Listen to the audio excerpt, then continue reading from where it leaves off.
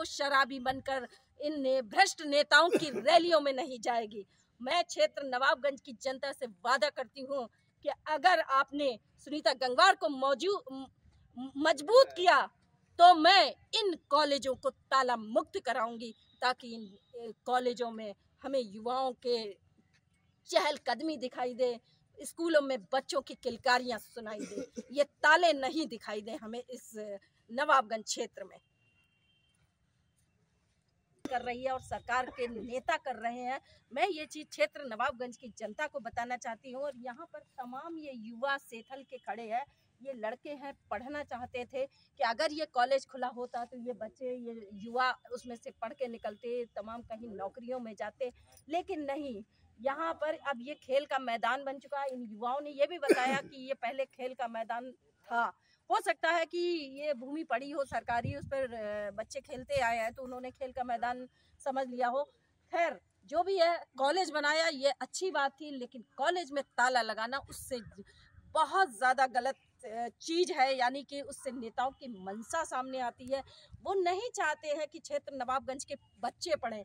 आज तक मुझे यहाँ पर अशिक्षा जो दिखाई दे रही थी, आज मुझे उसका राज समझ में आया कि नवाबगंज क्षेत्र का शैक्षिक स्तर इतना गिरा हुआ क्यों है।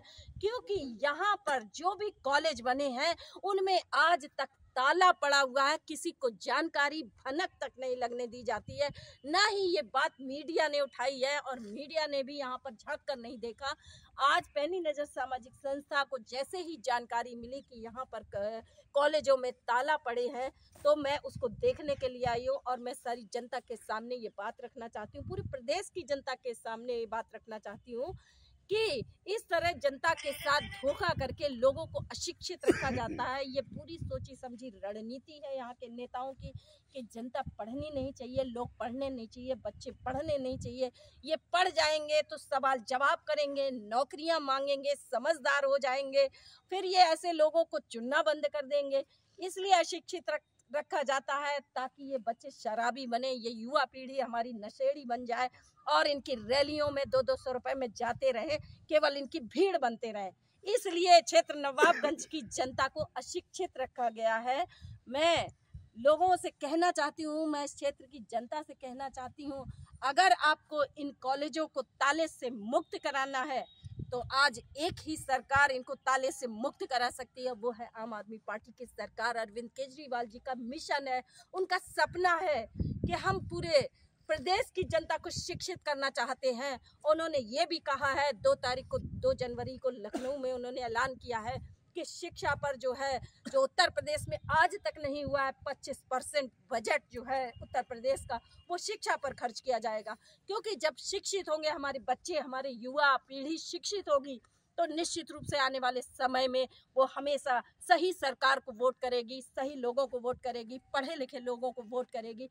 इस तरह वो मैं एडवोकेट सुनीता गंगवार, पैनी नज़र सामाजिक संस्था की प्रदेश अध्यक्ष व 121 नवाबगंज विधानसभा की आम आदमी पार्टी की प्रत्याशी हूँ।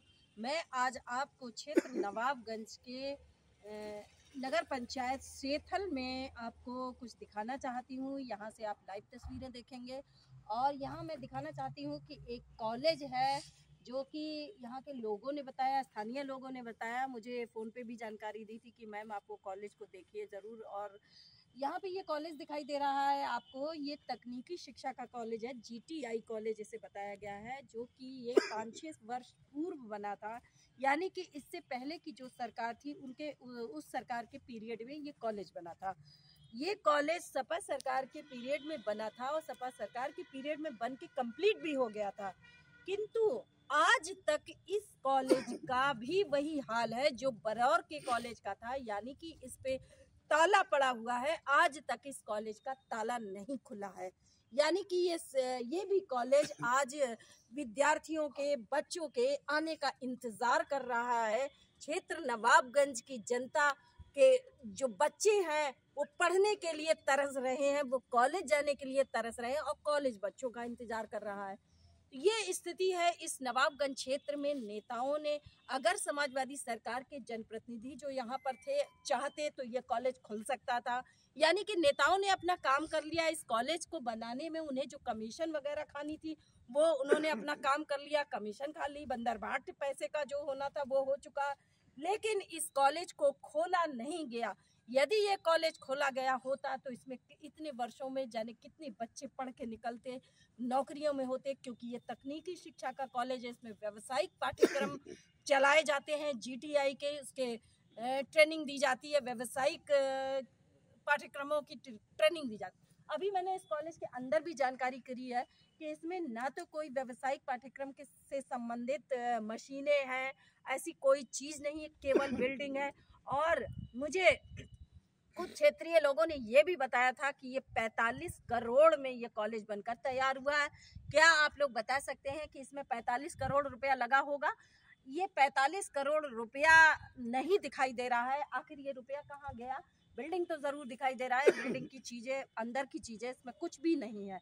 यानी कि इस तरह जनता के पैसे का किस तरह से इस्तेमाल हो रहा है और जनता के साथ कितना बड़ा धोखा किया जा रहा है, वो धोखा सरकार भी कर रही है और सरकार के नेता कर रहे हैं। मैं ये चीज़ क्षेत्र नवाबगंज की